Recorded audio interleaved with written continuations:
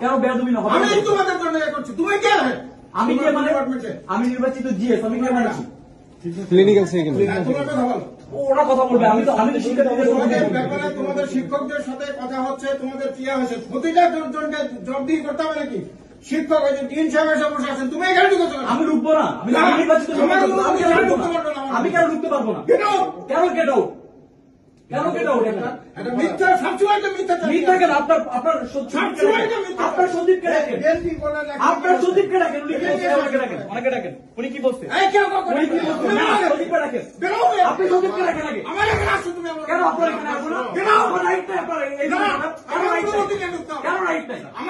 আপনি কেন? উনি যেটা বললো আমাকে রাজনীতি করতে হবে। অনেকে ডাকেন, অনেকে ডাকেন, অনেকে ডাকেন, অনেকে ডাকেন। উনি বলছে মহানগর বিএনপি প্রোগ্রাম হবে, এখানে সবাই শুনছে, স্টুডেন্টরা সবাই শুনছে, মহানগর বিএনপির এখানে মিটিং চলছে।